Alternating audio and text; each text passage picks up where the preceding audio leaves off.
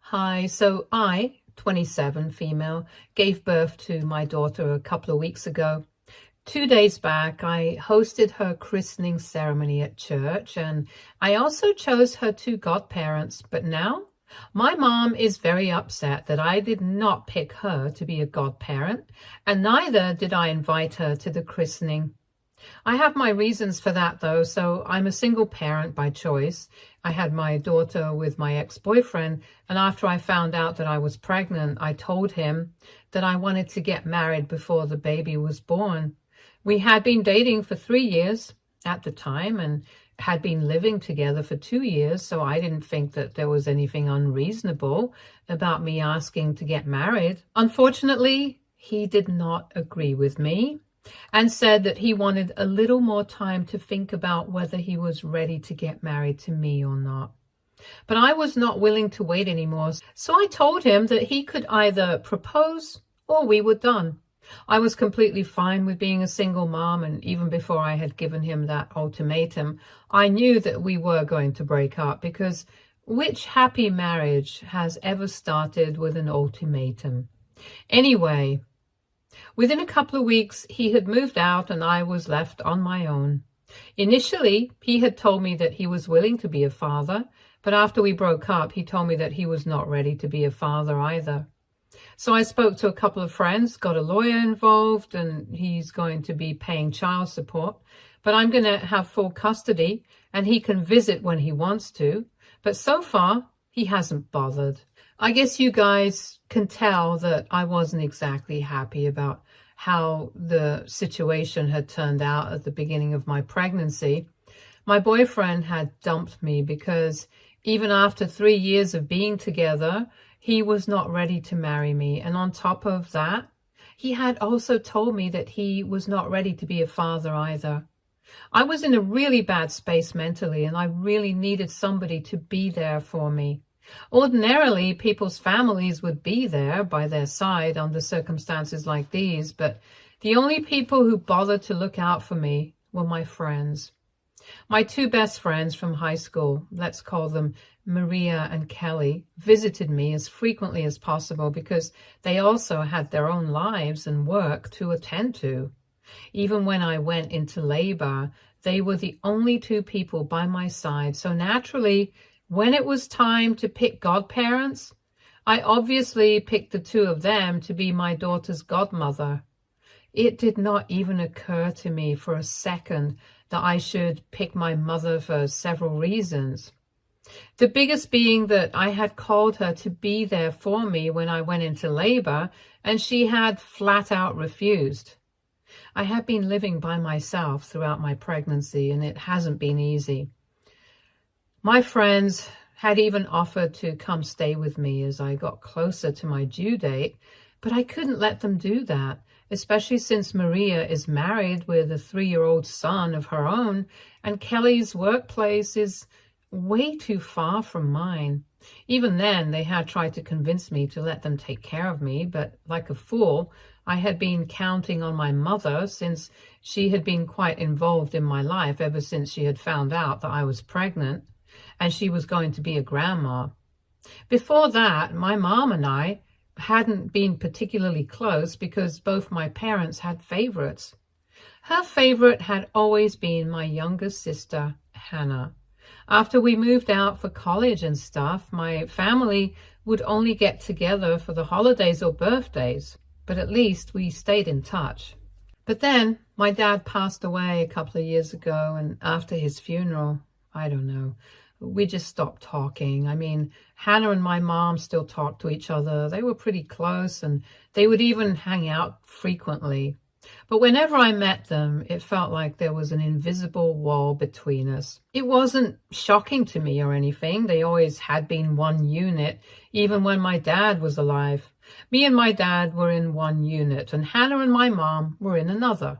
That's just the way it goes, and with time I accepted the fact that Hannah was more important to my mom, and I couldn't do anything to change it. But I did find it very strange when I announced my pregnancy on social media, and immediately my mom started being nicer to me. She started making efforts to keep in touch with me. She would even visit me and call me sometimes, which was very rare previously. And in the last few weeks of my pregnancy, I felt like I really needed somebody to be there for me, to help me out and stuff. So I called my mother up and I asked her to come over to stay with me. She promised me that she would, but at the very last moment, she canceled and told me that it would be impossible for her to come live with me because there had been a lot of theft and robberies happening in her neighborhood, and she didn't feel safe leaving the house without anybody to take care of it. I didn't know if she was telling me the truth or if she was just making it all up, but I knew that I was disappointed, though I did not pursue it, and I just left it at that. So that's how I ended up being completely on my own, even in the last few weeks of my pregnancy. But I made it work somehow. However, when I went into labor and my contractions started, my mother was the first person I called, and I told her that she had to be here with me because I was going into labor. At first, she told me that it wouldn't be possible because she was busy at work, but it was a Sunday. So I didn't understand what kind of work she could possibly have. I started bickering with her on the phone because I was already feeling quite irritable. And then she finally told me that she couldn't be there for me and I had to figure it out on my own because she had to be there for Hannah. Apparently, Hannah had moved in with her a couple of weeks ago, which is also why she hadn't been able to come stay with me during the last few weeks of my pregnancy. She told me that Hannah had been dumped by her boyfriend recently, and she was in a very bad state of mind, so my mom needed to be there for her, and it was her top priority, apparently. I literally could not understand how anything could be more important than her daughter going into labor. But I did not want to argue with her anymore, so after she explained the reason for her absence to me, I hung up and decided to call Maria and Kelly instead. Maria showed up within 15 minutes, drove me to the hospital, and Kelly showed up directly at the hospital. They stayed there with me throughout until the baby was born and even helped me settle in for the next couple of days until I was fine with being on my own. Of course, I can never repay that favor to them, but I can at least make them godmothers to my daughter. My mom, on the other hand, contacted me one whole week after my baby was born, only to ask me if I would be fine with her visiting that day. She was acting very casual about the whole thing, as if nothing had happened, and that really rubbed me the wrong way, so I did not respond to her. In the evening, when she did show up, I pretended that I was not home until she finally left. She tried calling me several times after that and kept texting me, but I never replied to her. What's funny was that she did not feel the need to apologize to me in any of her messages or even address the situation, and kept pretending as if everything was fine. But after one point, I guess she realized that I was upset with her. However, instead of apologizing to me, she got Hannah to text me and tried to defend her instead. If anything, that only made the whole situation even worse. Because when Hannah texted me, she started off by telling me that she was really sorry that because of her, our mother could not be there for me when I went into labor. But at the same time, she said that I needed to understand the fact that she had been dumped by somebody she had loved for a really long time after only dating him for 2 weeks.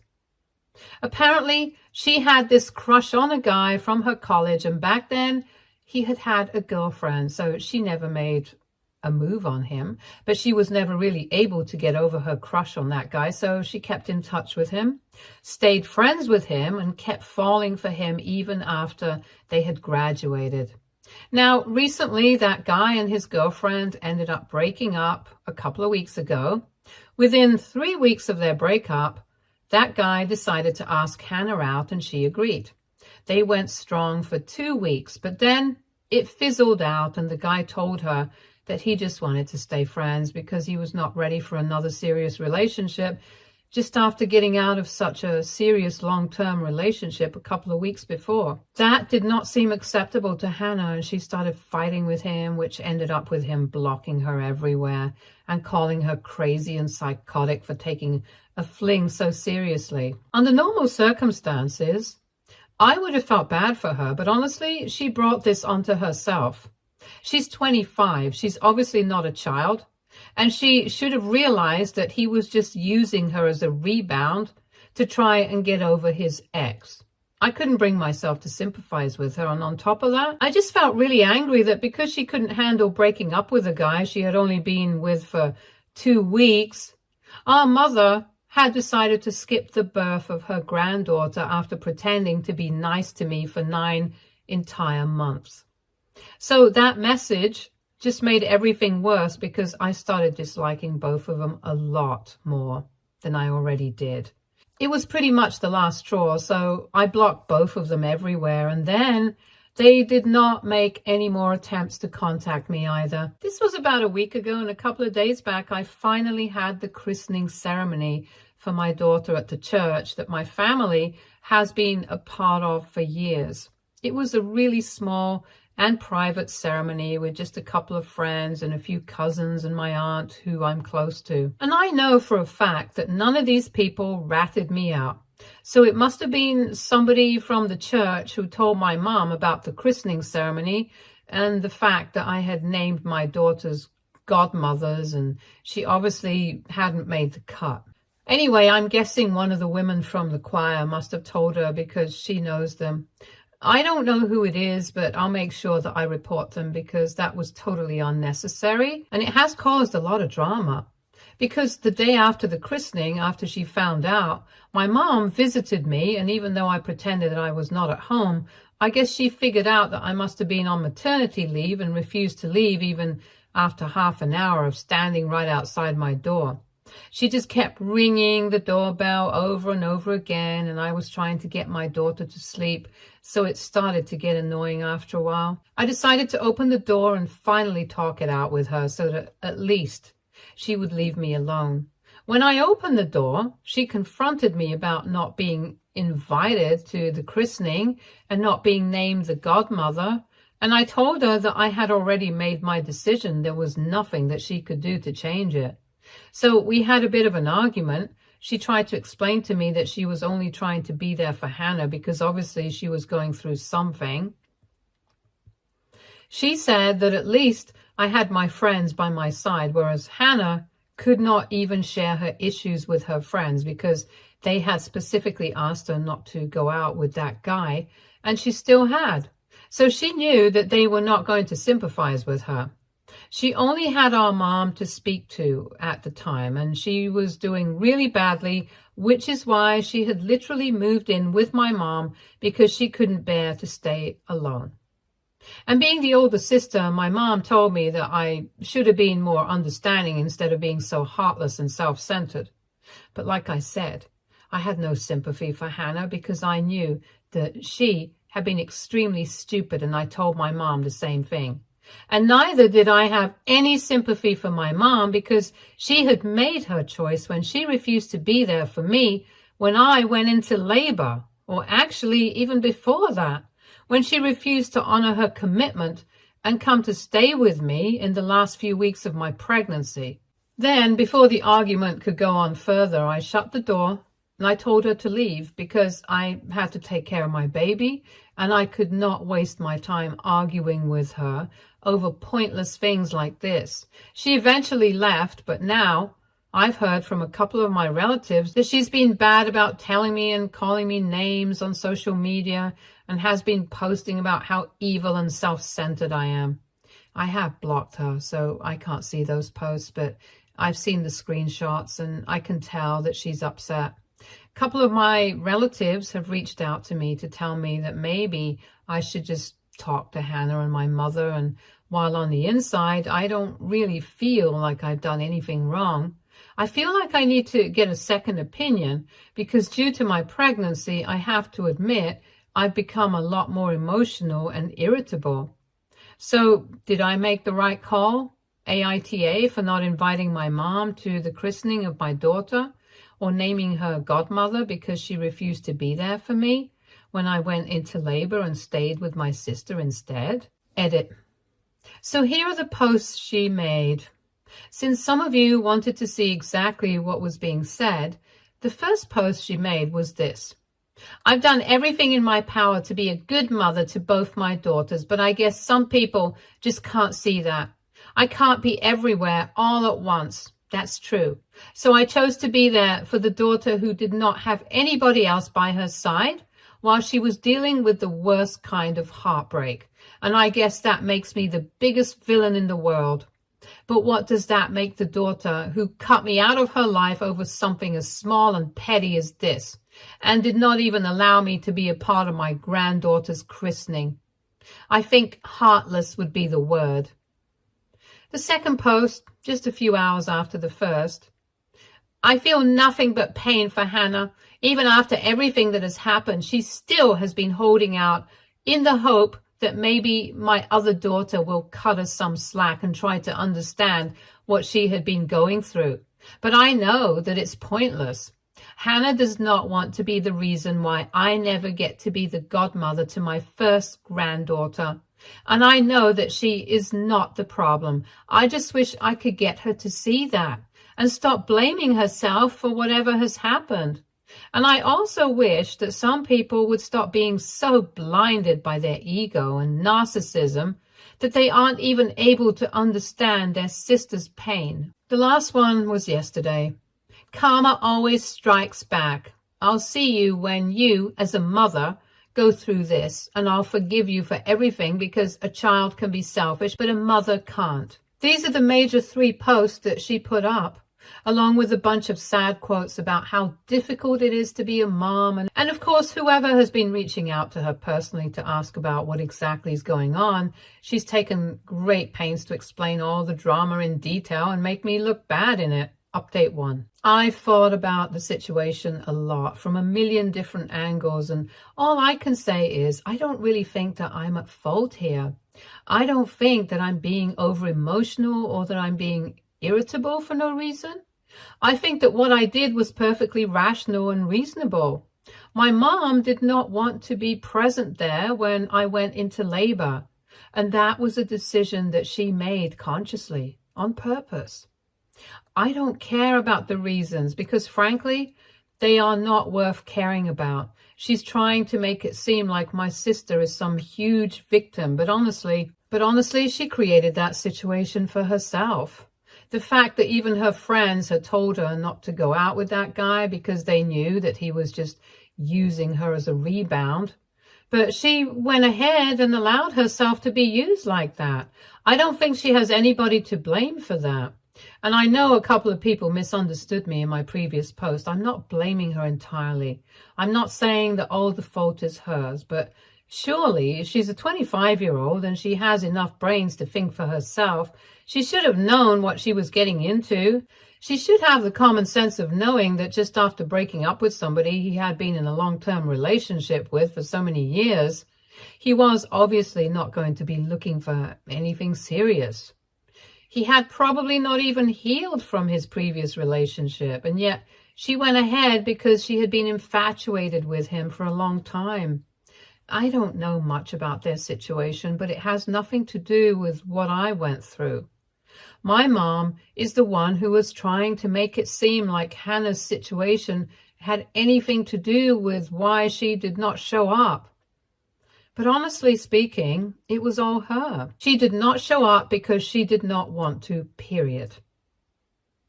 That's all that there is. And there was no need for her to drag Hannah into any of this. I don't even have any issues with her before this. Even when my mom had told me that she was going to be staying home with Hannah while I went into labor, I wasn't holding a grudge against Hannah for that. She had about as much control over the situation as I did. It was my mom who made the choice and then threw Hannah under the bus. And I'm sorry, but she can't have her cake and eat it too. She can either choose to be true to herself or she can choose to come off as a nice person, but she can't do both. She chose to be true to herself. She chose to be with the daughter that mattered more to her, and that's completely fine. Of course it hurt me, especially given the fact that she had actually been trying to get along with me in the past couple of months, but that was probably because I was pregnant and she was hoping to build a relationship with her granddaughter. I had allowed my expectations to get high, in spite of knowing the truth, that when it really came down to it, my mom preferred Hannah and not me. So that one's on me. I shouldn't have allowed myself to feel like my mom was actually going to try and really be there for me, especially when I'm competing with Hannah. But ultimately, I didn't even say anything to her. I did not confront her. I did not ask her to explain her actions. And I did not even get mad at her in a way that would affect her. I just silently cut her out of my life, and that was it. That was how I chose to deal with the situation.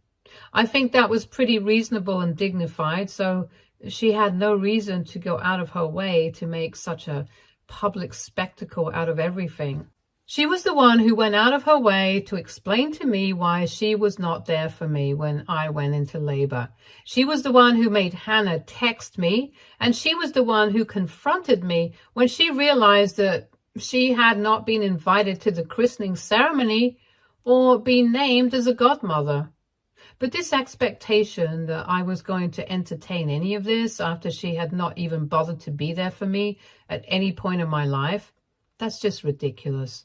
And that's when I lost my temper. And I don't think I did anything wrong by refusing to engage with her. So of course I'm not going to be apologizing for anything, and neither do I need to feel sorry for her. She made her decisions. So now she's going to have to face the consequences. It's as simple as that. And all of my relatives who are poking their noses into this situation deliberately, just to be a part of the drama, can all take a hike as well. I've just given birth to my daughter a couple of weeks ago. I do not have time or patience to deal with nonsense like this. I told all of them that I don't want to hear anything to do with my mom, and even if she makes 1,000 more posts, I still won't care. And I don't think that I need to explain myself either. I've done whatever I thought was appropriate, and if people don't like that, tough luck. After I was curt with them, the relatives who had been texting me stopped. And some of them even blocked me, probably choosing to believe my mother's version of things because I wasn't engaging with them and playing into the drama as they had expected. And honestly, I really don't care. Update 2. Hi, so about 1 week has passed since I originally posted here, and I've received a lot of love and support from a lot of people in the comments, so I'm really thankful for that. At a time when my own family has turned their backs on me, I think this means a lot more to me, and I'm truly grateful. Anyway, now that a week has passed and I have not responded to any of the posts that my mother has made, I guess she has realized that she's not going to get anything out of trying to create drama on social media, except for the fake sympathy from other relatives. She doesn't stand to gain anything. So she has taken down all those posts. And this morning, she decided to pay me a visit again, even though she knows that I don't want to see her. I think I've made that pretty clear, but she just doesn't seem to want to take the hint. And on top of that, today she brought Hannah along with her as well. And when I refused to open the door, they told me that they wanted to apologize to me, but I was in no mood because I knew that even if I do open the door and they apologize to me, they would eventually want to clear the air and stuff. And that would mean discussing everything that had happened.